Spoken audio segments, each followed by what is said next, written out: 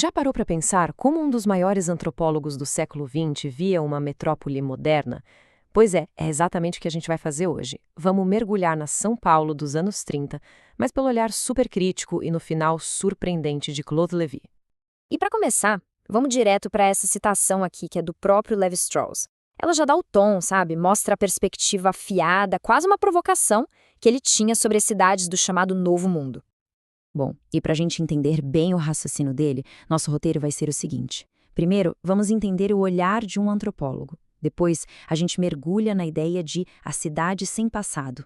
Na sequência, a crítica estética dele, a tal sinfonia da feiura. Aí, a gente analisa o cenário social para fechar com o surpreendente veredito da cidade selvagem. Então, vamos lá, começando pela primeira parte. Como é que esse famoso observador encarou um objeto de estudo tão inesperado? Pensa só, o ano é 1935.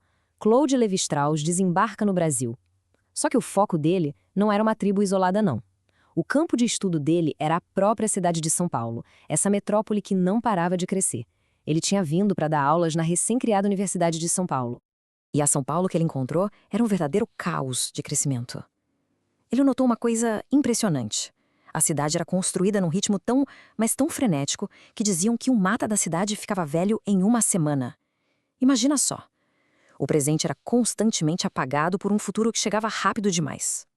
E essa ideia de um presente que não dura, que é descartável, nos leva direto para o coração da análise dele aqui na segunda parte, a cidade sem passado e o grande paradoxo do novo mundo.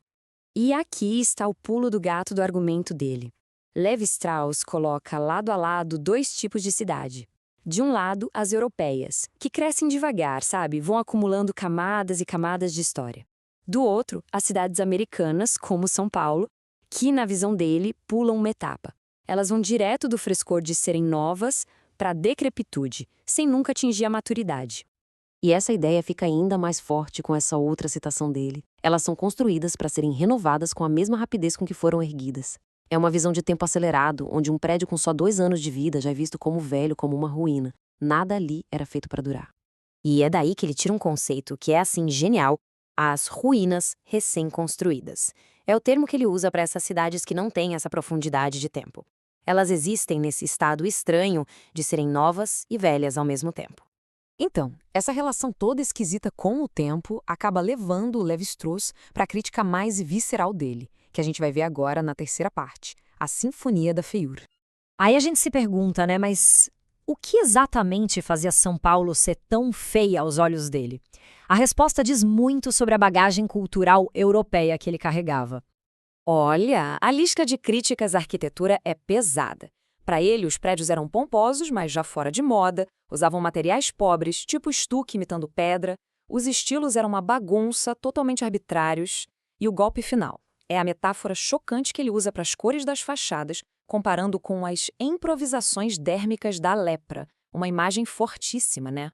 E toda essa construção feita às pressas criava nele uma sensação profunda de irrealidade. Para o Lévi-Strauss, a cidade não parecia de verdade.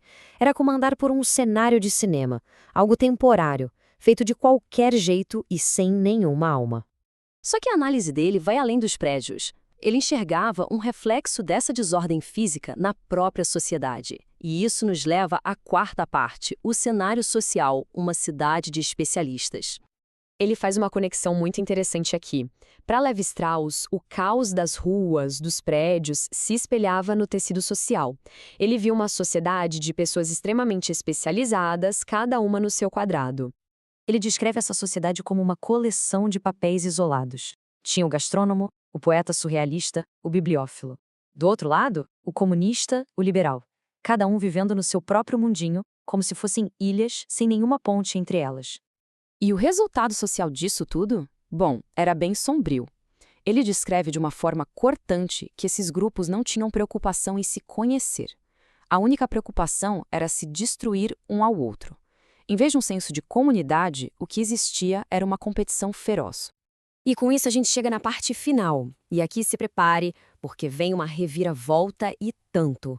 O veredito da cidade selvagem. Um julgamento final que ninguém esperava. Pois é, depois de ouvir tudo isso, essa crítica pesada sobre a falta de história, a arquitetura feia, a sociedade fragmentada, o que a gente esperaria? Uma condenação final de São Paulo, certo? Mas é aí que vem o toque de mestre da análise dele. Depois de detonar a cidade em todos os aspectos, ele solta essa. E, contudo, São Paulo jamais me pareceu feia. Era uma cidade selvagem. A palavra que muda absolutamente tudo é selvagem. Tá, mas o que ele quer dizer com cidade selvagem? É importante entender que selvagem aqui não é sinônimo de feia de jeito nenhum. É uma cidade que não foi domesticada, nem pela história, nem pela memória, nem por um gosto refinado. Ela simplesmente cresce, com uma energia bruta, indomável, quase como uma força da natureza. E aqui a gente fecha o círculo do raciocínio dele. A selvageria da cidade é justamente esse ciclo constante e frenético de destruir e construir de novo. Por ser livre do peso de um passado que ela nunca teve de verdade, ela tem essa energia crua. E é nessa liberdade caótica que Levi Strauss, no fim das contas, encontra um tipo inesperado de beleza. É impressionante pensar que essas observações foram feitas lá nos anos 30 e elas continuam super atuais. Elas nos desafiam a olhar para as nossas próprias cidades, hoje, de um jeito completamente diferente. E tudo isso deixa uma provocação final para a gente pensar, né?